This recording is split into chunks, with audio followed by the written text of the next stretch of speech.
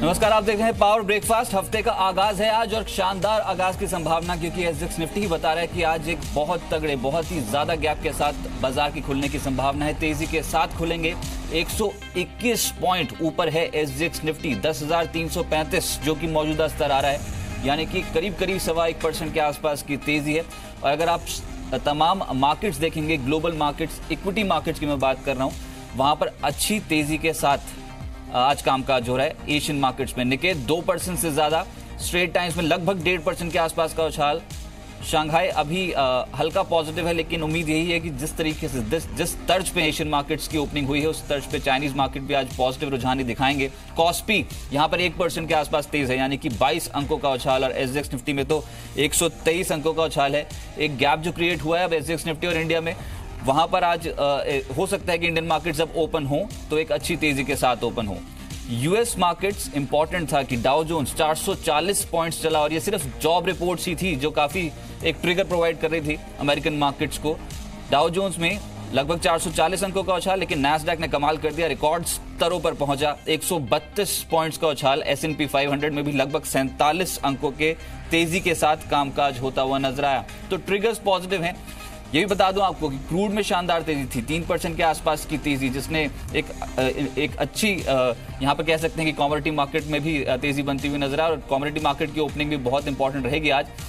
लेकिन कुछ important triggers है। देखिए, यूएस में जो जॉब रिपोर्ट्स आई हैं, ठीक है, आर्ली वेजेस में हल्की गिरावट जरूर देखने को मिली है, लेकिन 3.13 लाख का आंकड़ा है जो यहाँ पर जो यूएस में job reports as a number यहाँ पर पोस्ट हुआ है कि 3.13 लाख नई नौकरियां जुड़ी हैं, और ये उम्मीद से बहुत बेहतर है। बाजार ने इसी को एक पॉजिटिव ट्रिगर ले लिया और मार्केट पे अच्छी तेजी बनती हुई नजर आई। साथ ही साथ जैसे मैंने कहा कि क्रूड यहाँ पर 3% के आसपास का इजाफा देखने को मिला। अनुमान से बेहतर जो नौकरियों के आंकड़े रहे, उसने क्रूड की मार्केट को भी फिलिप प्रोवाइड कर दिया। $65 के पार यहाँ पर पहुंचता हुआ नजर आया क्रूड। तो ये तमाम ऐसे ट्रिगर्स थे जिसने अच्छी तेजी बनाई इंटरनेशनल मार्केट्स पे, और आज हो सकता है कि इंडियन मार्केट्स की पॉजिटिव ओपनिंग हो। अब इंपॉर्टेंट ये भी है कि एफआईज लोअर लेवल पे खरीदारी कर रहे हैं। देखिए, बहुत इंपॉर्टेंट और बहुत क्रूशियल, अगर टेक्निकल भी बात करें तो इंपॉर्टेंट एवरेजेस के आसपास हम खड़े हैं, तो 100 दिन की एवरेज को बार बार टेस्ट करना ये बहुत इंपॉर्टेंट होता है मार्केट के लिए। उसके ऊपर ही मेंटेन्ड है, तो कहीं ना कहीं तेजी की संभावना तमाम ट्रेडर्स लगाकर बैठे थे, और ये ओवरनाइट तेजी आई है, यानी कि कहीं ना कहीं जिन्होंने मंदी कर रखी है मार्केट पे, उनके फंसने की संभावना आज बहुत ज्यादा हो जाती है। एफआईएस की 550 करोड़ की खरीदारी है, डीआईएस की 65 करोड़ की बिकवाली है, और प्रीवियस सेशन का आंकड़ा है। आज तो अगर तेजी बनी तो बहुत इंपॉर्टेंट आंकड़ा होगा कि एफआईएस की अप्रोच क्या होती है। लेकिन अलग अलग ब्रोकिंग हाउसेस से जो हम कॉल्स लेते हैं, और साथ ही साथ जो उनका व्यू होता है, वो हम शेयर करते हैं आपके पास। ये एक कंसेंसस निकल के आया है बाजार पर। इस हफ्ते कई आर्थिक आंकड़ों का जो असर है वो देखने को मिल सकता है। आईपी, महंगाई, ये दोनों जो इंपॉर्टेंट आंकड़े हैं, भी है कि प्राइमरी मार्केट पे हलचल रहेगी, और 4 आईपीओ इस हफ्ते बाजार को दस्तक देंगे। यूएस में रोजगार के आंकड़े काफी बेहतर थे, और उसके बाद अब फेड की जो दरें बढ़ने के आसार हैं, वो कितना ज्यादा प्रोबेबिलिटी हो जाती है। देखिए, अगर आंकड़े बेहतर आ गए हैं रोजगार के, तो प्रोबेबिलिटी यहां पर काफी एस्केलेट हो गई कि ब्याज दरें बढ़ेंगी, लेकिन स्टैगर्ड वे में ही सही, पर यह लगभग तय है कि यूएस में ब्याज दरें बढ़ेंगी। निफ्टी को 10,140 का अहम सपोर्ट है, 10,350 का रेजिस्टेंस है, और ये ठीक 10,350 के आसपास ही यहां पर पहुंचते हुए नजर आएंगे, बहुत ही क्रूशियल रेजिस्टेंस लेवल पे। निफ्टी अगर 10,350 के पार निकला तो जो अगला लक्ष्य बैठ जाएगा मार्केट का, वो होगा 10,450। अगर ऐसा होता है तो बहुत स्ट्रॉन्ग रिवर्सल इंडियन मार्केट्स पे आएगा। निफ्टी बैंक के लिए इंपॉर्टेंट ये है कि 24,180 ये बहुत इंपॉर्टेंट एक क्रूशियल सपोर्ट जोन है। इसी को ही बार बार एज अ सपोर्ट मार्केट ले रहा है। वहां से हमने देखा है कि निफ्टी बैंक में भी कोई बहुत बड़ी गिरावट अब नहीं बन रही है, तो हो सकता है कि आज बैंकिंग भी आउट परफॉर्म कर जाए मार्केट को। निफ्टी के लिए एक जो ट्रेडिंग रेंज होगी, वो ऊपर की साइड पे आप 10,350 ही माने, जो हम बार बार कहने की रेजिस्टेंस लेवल है, और नीचे 10,140। 10,350 जैसे ही क्रॉस होता है, और अगर वॉल्यूम्स के साथ क्रॉस हो गया, तो यहाँ पर एक और लेग बनेगी जो निफ्टी को 10,450 तक ले जा सकती है। अरुण मंत्री जी मेरे साथ इसमें मौजूद हैं कार्वी स्टॉक ब्रोकिंग से। अरुण जी नमस्कार, स्वागत है सर। ये तो 121 पॉइंट्स बढ़त दिखा रहा है एसजेक्स निफ्टी। इंडियन मार्केट्स पे अप्रोच क्या रखनी चाहिए? अगर गैप अप खुल गए तो उसके बाद ट्रेडिंग स्ट्रैटेजी कैसे बनाएं? नमस्कार राजीव जी। अगर ओवरऑल निफ्टी का रेंज देखें तो 10,100 10,300 का एक बॉर्डर रेंज निफ्टी में पिछले 4 से 5 दिनों में बना हुआ है। अगर आज मार्केट समवेयर अराउंड 10,300 के ऊपर खुलता है और फर्स्ट आवर में सस्टेन होता है तो हमें लग रहा है कि एक शॉर्ट कवरिंग रैली मार्केट में आ सकती है, क्योंकि ऊपर में 10,400 से 10,420 तक एक्सटेंड हो सकता है। अगर लेवल्स की बात करें तो 10,300 के एनी डिप्स पे बाई करें और 10,230 का स्टॉप लॉस लगाएं और 10,420 का निफ्टी में टारगेट रखें। ये 1 से 2 दिन का पोजिशनल कॉल होगा। अच्छा, तेजी की मार्केट से सर, तो फिर तेजी के कोई काउंटर भी बताइए जो आपको लगता है 1 या 2 ट्रेडिंग के पर्सपेक्टिव से ही बाजार के रिटर्न्स को भी आउट परफॉर्म कर जाएंगे, यानी कि बाजार के मुकाबले ज्यादा रिटर्न्स देंगे वो स्टॉक। तो इस मार्केट में काफी स्टॉक्स ने आउट परफॉर्म किया है। उसी में से एक स्टॉक है जुबिलेंट फूड। अगर जुबिलेंट फूड का चार्ट देखें, कल इसने अच्छा ब्रेकआउट दिया है 2040 के ऊपर। तो जुबिलेंट फूड में लॉन्ग करने की सलाह होगी। 2030 का स्टॉप लॉस होगा और 2100 का टारगेट होगा। और दूसरा स्टॉक होगा टेक महिंद्रा। अगर टेक महिंद्रा का भी चार्ट देखें तो ओवरऑल आईटी सेक्टर के साथ इसने काफी अच्छा आउट परफॉर्मेंस दिया है। इसमें भी लॉन्ग करने की सलाह होगी। 606 का स्टॉप लॉस होगा और 639 का टारगेट होगा। ये दोनों ही कॉल पोजिशनल ट्रेड होंगे 2 से 3 दिन के लिए। और मुझे एक और सवाल होगा, बैंकिंग, एनबीएफसी, ये दोनों पॉकेट्स पे क्या करना चाहिए? काफी बीटन डाउन स्टॉक्स हैं सर। एनबीएफसी अभी आउट परफॉर्म करना शुरू कर दिया है, क्या बैंकिंग का दिन हो सकता है आज? तो बैंकिंग का अगर डेरिवेटिव पे डेटा देखते हैं तो 24,100 के पुट में काफी राइटिंग अभी भी है। अच्छा। तो हमें 24,100 का रेंज तोड़ना मुश्किल लग रहा है फिलहाल, अगर डेरिवेटिव डेटा देखते हैं। ऊपर में 24,500 का रेजिस्टेंस होगा। तो बैंक निफ्टी में भी बाय ऑन डिप्स की सलाह होगी जब तक 24,100 के ऊपर ट्रेड हो रहा है, और 24,400 से 24,500 का इनिशियल लक्ष्य होना चाहिए। चलिए, बहुत शुक्रिया आपका मेरे साथ जुड़ने के लिए। एक बार जो आपने कॉल्स बताई हैं वो मैं फटाफट से रिपीट कर दूं। देखिए, बाजार में तो तेजी बनेगी और 10,300 के आसपास तेजी करने की सलाह है, लेकिन जो स्टॉक आपको खरीदने हैं या फिर रडार पर रखने आज वो है जुबिलेंट फूडवर्क, जिसमें पिछले सत्र में भी अच्छी तेजी थी। 2100 का टारगेट है, स्टॉप लॉस 2030 का आपको कैरी करना होगा। और दूसरा है टेक महिंद्रा, आईटी स्पेस में खरीदारी थी प्रीवियस सेशन में, अब 639 का टारगेट और 606 का लगाना होगा स्टॉप लॉस। लेकिन आज हाई बीटा जहां पर बहुत ज्यादा गिरावट हो चुकी है, उन स्टॉक्स को जरूर रडार पर रखिएगा जिसमें रियल्टी, बैंकिंग, इंफ्रास्ट्रक्चर और एनबीएफसी पॉकेट शामिल होगी। अलग अलग ब्रोकिंग हाउसेस की राय। एक्सिस सिक्योरिटीज मानता है कि कैस्ट्रॉल को आप खरीद सकते हैं, 210 से 212 का लक्ष्य है, 198 का लगाना होगा एक स्टॉप लॉस, अच्छी तेजी पकड़ सकता है आज। इसके अलावा वोल्टास खरीदते हैं तो 622 ये एक स्टॉप लॉस रखना होगा और 645 से 650 ये आज के दिन का टारगेट रहेगा। ट्रेड बुल सिक्योरिटीज मानता है खरीदना है तो ओबरॉय रियल्टी पे बेट लगाइए, आज रियल्टी स्टॉक्स तेज हो सकते हैं, 536 से 540 तक जा सकता है, ये 518 का लगाना होगा एक स्टॉप लॉस। और दूसरा है फ्यूचर रिटेल, जिसमें आज का टारगेट है 515, स्टॉप लॉस 493 के आसपास आप लगाएं। दोनों स्टॉक्स खरीदारी के लिए। चॉइस ब्रोकिंग, इनके रडार पर है आज के सत्र में कैडिला, जिसमें टारगेट है 420, स्टॉप लॉस 375। और साथ ही साथ एक और स्टॉक है जहां पर तेजी बनाने की सलाह रहेगी, वो है मयूर यूनिकोटर्स, जिसमें जो टारगेट है वो है 545 और स्टॉप लॉस 495 का आपको लगाना होगा। इन्वेस्टर पॉइंट मानता है एनबीएफसी पॉकेट में खरीदारी है और एचडीएफसी लिमिटेड में तेजी बनाने की सलाह है। एचडीएफसी लिमिटेड है ये स्टॉक जिसमें तेजी बनाने की सलाह है और इसमें जो टारगेट है वो है 1850 का, इसमें तेजी बनाई जा सकती है। और दूसरा है कजारिया सिरामिक्स, जिसमें 586 का टारगेट है और 563 का लगाना होगा एक स्टॉप लॉस। तमाम कॉल्स जो है वो खरीदारी के लिए, क्योंकि एसजेएक्स निफ्टी ही 1% से ज्यादा की तेजी शो कर रहा है। ऐसे में कौन से स्टॉक्स में न्यूज फ्लो बहुत स्ट्रांग है वो भी देख लेते हैं।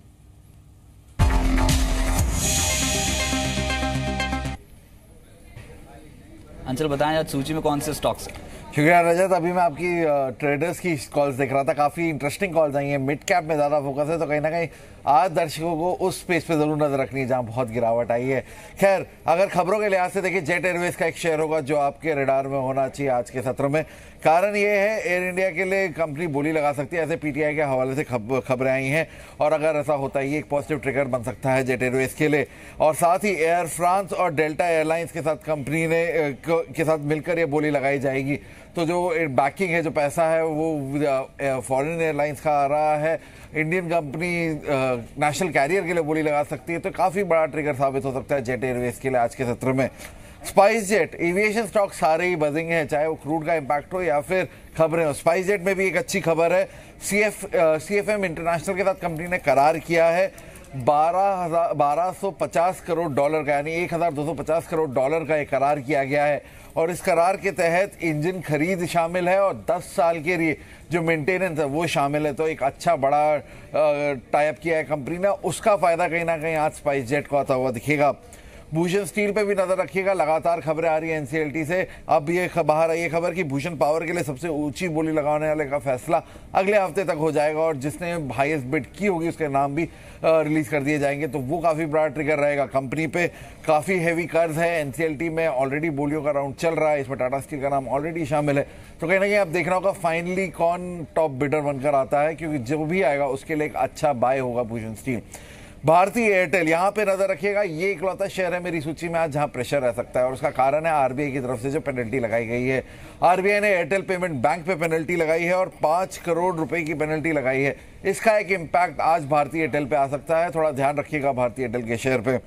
रिलायंस इंडस्ट्रीज, देखिए दो अलग अलग खबर है। पहली खबर तो ये है कि रिलायंस रिटेल ने हिस्सा खरीदा है, कियोस्क टेक इन के अंदर 16% हिस्सेदारी खरीदी गई है और ये जो हिस्सेदारी खरीदी है $70 लाख में खरीदी गई है।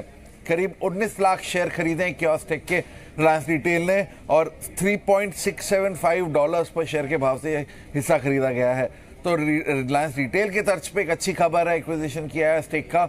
लेकिन वहीं दूसरी ओर आरकॉम से जुड़ी हुई एक खबर है, सीसीआई ने रिलायंस जियो के टावर खरीद को मंजूरी दे दी है।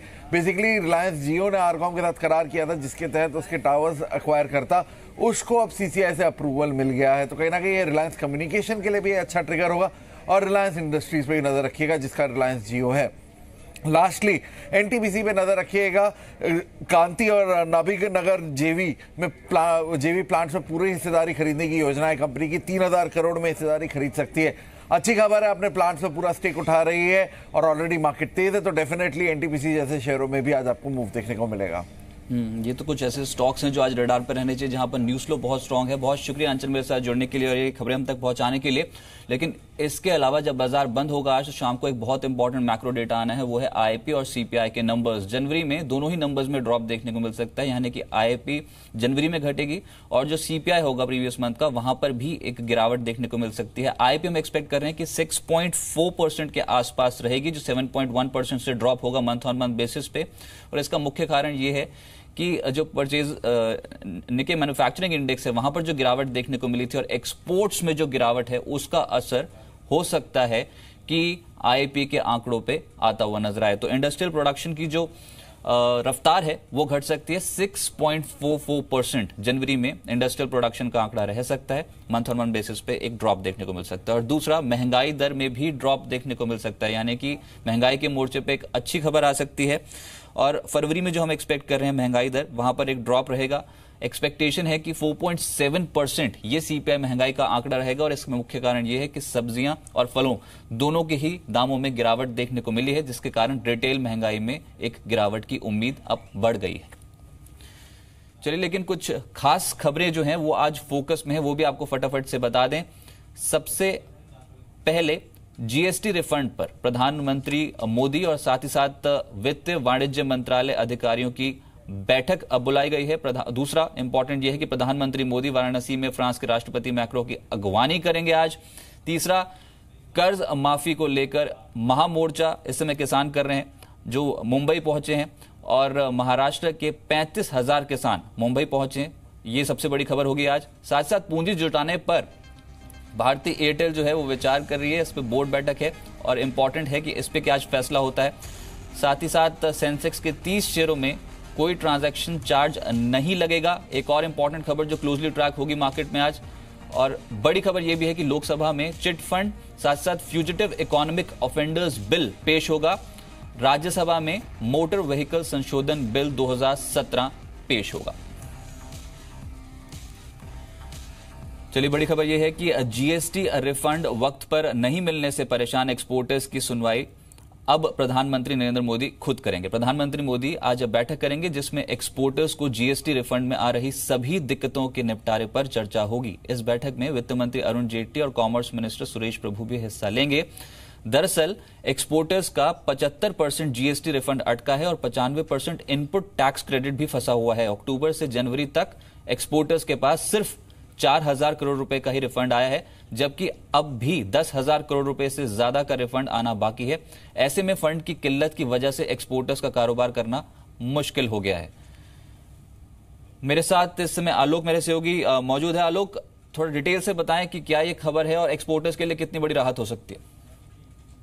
एक्सपोर्टर्स के रिफंड को लेकर जो आज प्रधानमंत्री नरेंद्र मोदी ने दोपहर बाद बैठक बुलाई हुई है, इसमें सबसे बड़ा कंसर्न यही हुआ कि जो एक्सपोर्टर्स का रिफंड है उसको किस तरह से जल्द उन्हें सही तरीके से रिफंड करने की प्रक्रिया को तेज किया जाए, क्योंकि एक्सपोर्टर्स का ये कहना है कि रिफंड उन्हें मिलने में काफी दिक्कत हो रही है और उनके कामकाज में जो वर्किंग कैपिटल है उसके ऊपर भारी दबाव पड़ रहा है, क्योंकि कई सारे ऐसे बिजनेस हैं, कई सारे ऐसे एक्सपोर्ट्स हैं जिसमें करीब 60% से ज्यादा वर्किंग कैपिटल की जरूरत होती है और ये अगर उनके रिफंड की वजह से कमी पड़ जाती है तो ऐसे में उन्हें कारोबार करने में काफी दिक्कत हो रही है।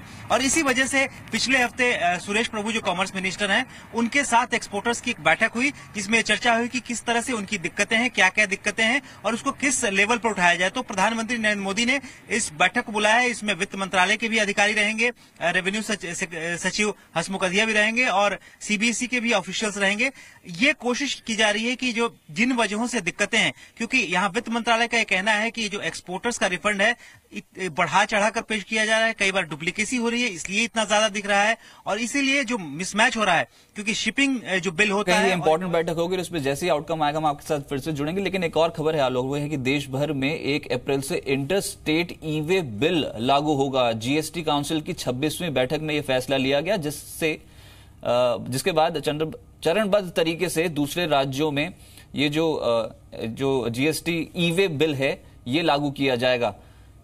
इस पर और क्या इंपॉर्टेंट फैक्ट्स हैं और क्या कुछ इंपॉर्टेंट प्रोसीजरल इश्यूज होंगे जो फॉलो करने पड़ेंगे ई वे बिल पे आलोक? ये 26वीं जीएसटी काउंसिल की बैठक के एजेंडे में कई सारे वैसे बड़े मुद्दे थे, लेकिन जो बड़ा फैसला हुआ वो ई वे बिल को लेकर हुआ, क्योंकि ई वे बिल सरकार पहले भी लागू करने की कोशिश कर चुकी है लेकिन वो लागू सही तरीके से नहीं हो पाया। अब जीएसटी काउंसिल की बैठक में फैसला हुआ है कि 1 अप्रैल से इंटर स्टेट यानी एक राज्य से दूसरे राज्य में माल भेजने की जो सिस्टम होता है उसको लागू कर दिया जाएगा और 1 अप्रैल से ही इंट्रा स्टेट भी लागू किया जाएगा, लेकिन उन राज्यों में पहली प्राथमिकता दी जाएगी जहां पर इंफ्रास्ट्रक्चर पहले से मौजूद है। यानी कि 4-5 राज्यों का एक ग्रुप बनाया जाएगा, ऐसे 4 ग्रुप बनाए जाएंगे और इसको फेज वाइज मैनर में लागू किया जाएगा और ये पूरी प्रक्रिया है 1 जून तक पूरी कर ली जाएगी क्योंकि सरकार का डेडलाइन यही है। दूसरा जो बड़ा फैसला हुआ ये हुआ, हालांकि अगर कहें तो जो सरकार की कोशिश थी कि जीएसटी रिटर्न्स की सिंप्लीफिकेशन को लेकर कि कई सारे फॉर्म जीएसटीआर 1, 2, 3 को मिलाकर एक कंसोलिडेटेड फॉर्म कर दिया जाए, उस पर काफी बात आगे बढ़ी लेकिन फैसला नहीं हो पाया। लेकिन ये बात जरूर तय हुई कि सिंप्लीफिकेशन करना है, उसको नंदन नीलेकणी का जो मॉडल है उसके मुताबिक सिंप्लीफिकेशन करना है, लेकिन वित्त मंत्रालय की कोशिश ये भी रहेगी कि कोई लीकेज ना हो, कोई रेवेन्यू को लेकर कोई असर ना हो। तो रिटर्न सिंप्लीफिकेशन को लेकर भी बात आगे बढ़ी है और इसी वजह से लेकिन इंपॉर्टेंट ये भी है कि इस ई वे बिल के ऊपर, इस मुद्दे के ऊपर अरुण जेटली साहब का क्या कहना था ये भी सुनवा देते हैं आपको। एक प्रपोजल रिवर्स चार्ज मैकेनिज्म का था जिसको 3 महीने के लिए अभी एक्सटेंड किया गया है। टीडीएस और टीसीएस सिस्टम उसकी भी जो फॉर्मेलिटीज फाइनलाइज होनी है, जिसमें सेंट्रल गवर्नमेंट और स्टेट गवर्नमेंट के अकाउंटिंग सिस्टम लिंक होने हैं, उसको भी 30 जून तक एक्सटेंड किया गया है।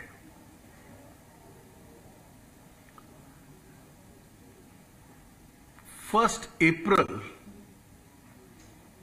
2018 से इंटरस्टेट ट्रांसपोर्टेशन ऑफ गुड्स में ई वे बिल लागू होगा।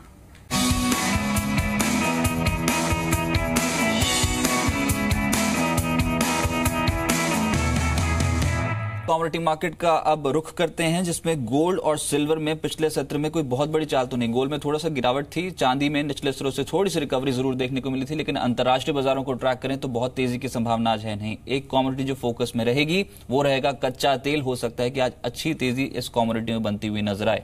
मेरे साथ अमित सजेजा जी जुड़े हैं, एनालिस्ट मोतीलाल ओसवाल कमोडिटीज से। अमित जी नमस्कार, स्वागत है सर। सबसे पहले क्रूड ही बताएं, आज के सत्र में एक्सपेक्टेशन है कि यहां से आउट परफॉर्मेंस देखने को मिल सकती है? जी नमस्कार। देखिए ब्रॉडली अगर हम पिछले कुछ 2 हफ्तों की बात करें तो $60 के ऊपर सस्टेन होने में सफल रहा है क्रूड और हर बार बाउंस बैक आया है। लोकल एक्सचेंज पे बात करें तो करीबन 3900 की सपोर्ट अभी भी होल्ड कर रहा है। तो मेरे हिसाब से शॉर्ट टर्म पर्पस के लिए अभी बाइंग की सलाह होगी। इंट्राडे में 4060 से 4070 तक के टारगेट देखने मिल सकते हैं। Okay right. और साथ ही साथ अब ये सोने और चांदी पे क्या किया जाए?